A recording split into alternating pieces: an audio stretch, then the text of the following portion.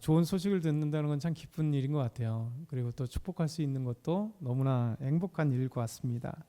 어제 저녁 때 9시 정도에 갑자기 전화가 왔어요. 그 전에 사역했던 김제 사역했던 교회 청년이 이제 결혼식을 한다고 이제 전화가 왔습니다.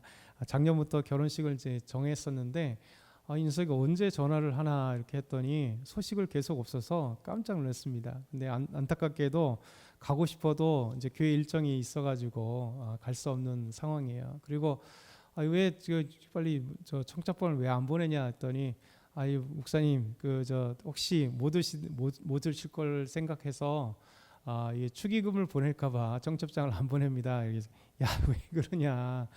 왜 그러냐면 이제 작년에 또 다른 얘네도 이제 교회 CC인데 작년에도 교회 CC가 이제 교회에서 만난 우리 청년들이 또 결혼해서 작년에 찾아왔고 제가 또 전주에 가갖고 결혼식장에 갔더니 그날이 토요일이니까 되게 시간이 많이 걸리더라고요. 그래서 좀 넉넉하게 잡았는데도 불구하고 7시간이 걸려서 아내하고 함께 가다가 결혼식이 끝나고 이제 거의 다 끝나고 갔어요. 그래서 얘가 이제 그 걔들 얘기를 듣고 나서 목사님 너무 먼 곳이니까 힘들다고 생각해서 이제 결혼식 이번 주인데 결혼식 가까워서 전화를 하는 거예요.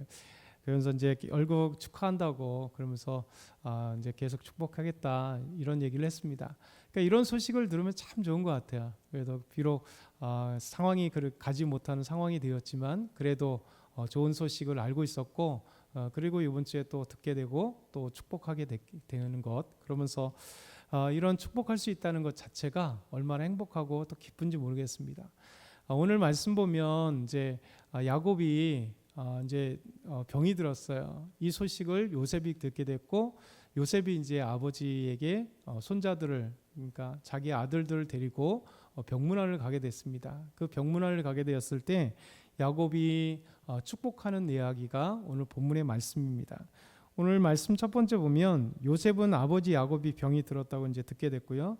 그리고 두 아들을 데리고 갔는데 야곱이 전에 하나님을 만났던 루스 베델에서 만났던 하나님께서 주셨던 복에 대한 이야기를 하고 있습니다.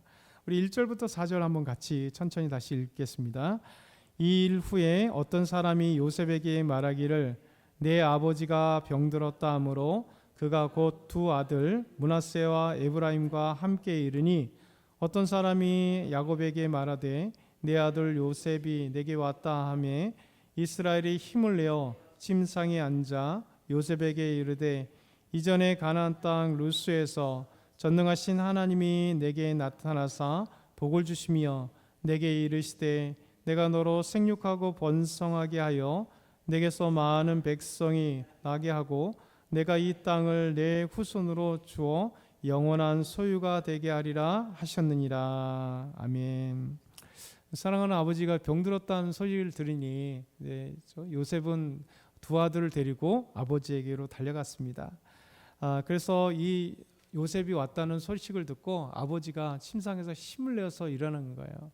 병이 많이 들었던 것 같아요. 그래서 어쨌든 간에 힘을 내어서 있는데 신기하게도 이 두 아들과 두 손자와 그리고 요셉이 왔을 때 뭐 잘 있었냐 이런 얘기가 아니라 뜻하지 않게 자신이 예전에 형을 속이고 장자권을 빼앗고 그 다음에 그랬을 때 죽임을 당할까 해서 어머니가 외삼촌에게 가라 할 때 그 가는 도중에서 베델에 잠깐 들렸던 적이 있었잖아요. 그 젊었을 때지 않습니까? 그 루스에 있을 때 그때 하나님께서 나타나셔서 자기에게 복의 말씀을 주셨던 것들 뜬금없이 갑자기 얘기를 해요. 그러면서 이야기합니다. 요셉에게 가나안 땅 루스에서 전능하신 하나님이 내게 나타나사 복을 주시며 내게 이르시되 내가 너로 생육하고 번성하게 하여 내게 많은 백성이 나게 하고 내가 이 땅을 내 후손에게 주어 영원한 소유가 되게 하리라 하셨느니라. 그러니까 두 가지죠. 너에게 많은 자녀가 있게 하겠다라는 거죠. 그리고 또 이 땅을 영원히 내 소유가 되게 하겠다라는 아브라함에게 주셨던 그 놀라운 복을 동일하게 손자였던 야곱에게도 동일하게 말씀하신 하나님입니다. 그러니까 하나님은 절대 그 약속, 언약을 변하지 않죠. 이 신실하신 하나님께서 아브라함에게 약속하셨습니다. 땅을 약속하셨고 가나안 땅을 약속하셨고 그리고 아브라함에게 후손이 있게 하겠고 별처럼 모래가의 바닷가의 모래처럼 많게 하시겠다. 그리고 아들 또 이삭에게도 동일하게 말씀하시고 또 손자인 야곱에게도 하나님께서 동일하게 말씀하시면서 하나님이 확실하게 말씀하시는 거죠. 아브라함에게도 이삭에게도 야곱에게도 동일하게 하나님께서 자녀들이 후손들이 많게 하겠다. 그렇죠? 그리고 이제 이 땅을 너에게 주겠다. 이렇게 약속하셨습니다. 근데 분명히 이 땅을 약속하셨는데 지금 애굽 땅이 왔던 거잖아요. 근데 이제 야곱은 계속해서 하나님의 말씀을 기억하고 그 마음속에 계속 담고 있는 겁니다. 언젠가는 이제 나중에 보겠지만 이제 내가 죽거든 나중에 너희가 다시 애굽 땅 가나안 땅에 들어갈 때 내 유고를 거기다 묻어다오. 이게 바로 야곱이 하나님을 향한 소망이거든요. 그러니까 하나님의 말씀이 반드시 이루어질 것이 하나님의 복 주심을 반드시 이루어질 것을 알고 기도했던 것이죠. 그래서 하나님은 생육하고 번성하여서 후손이 많게 하게 하시겠다는 놀라운 하나님의 축복의 말씀 그리고 땅을 주시겠다는 이 놀라운 말씀을 주신 겁니다.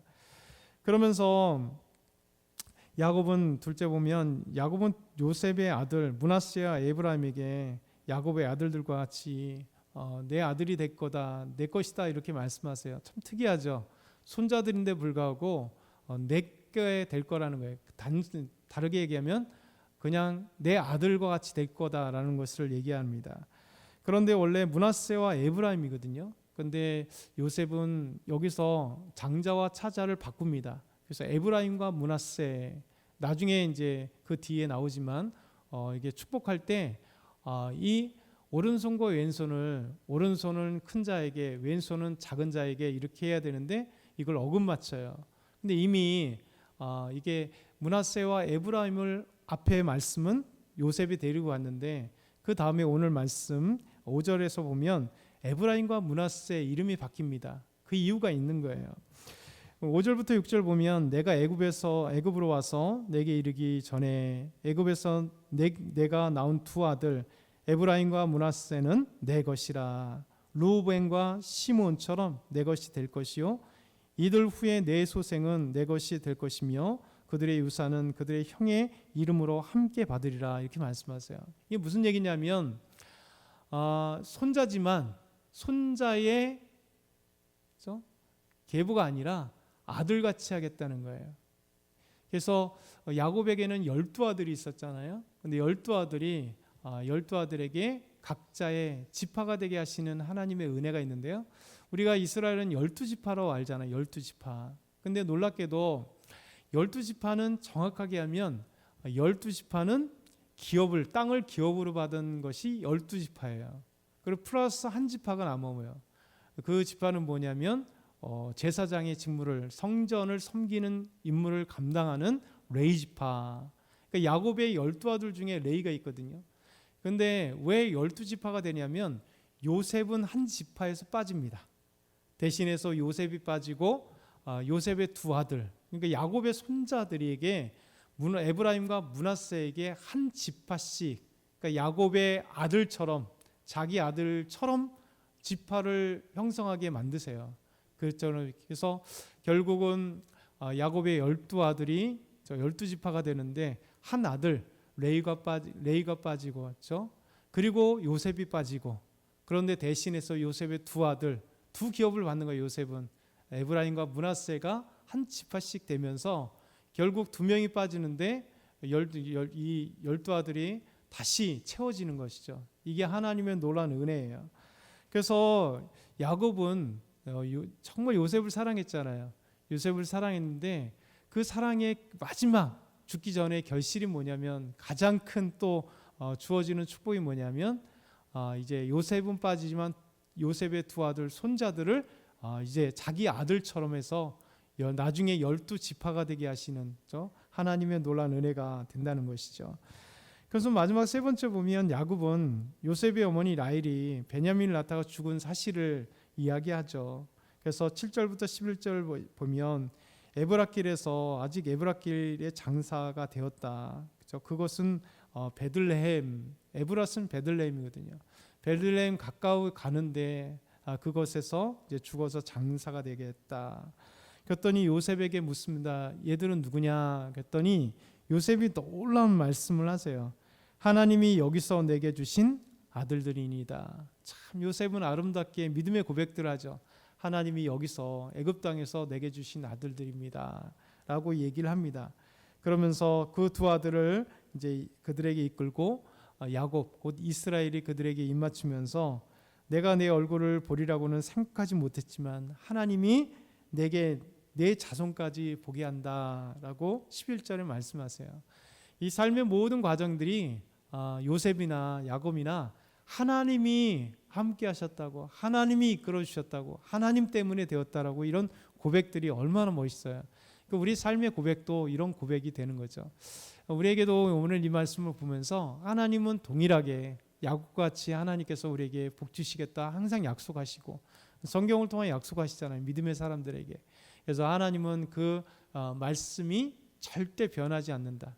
그래서 저와 여러분에게 하나님께서 복되게 하시고 또 하나님께서 놀랍게 우리의 자녀들이 또 요셉에게 두 자녀 에브라임과 므낫세, 므낫세와 에브라임에게 야곱이 오히려 이제 지파들을 형성하게 하신 것처럼 우리보다 우리 자녀들에게 하나님의 두 배의 복을 주시는 그런 게 우리가 부모가 바라는 거잖아요.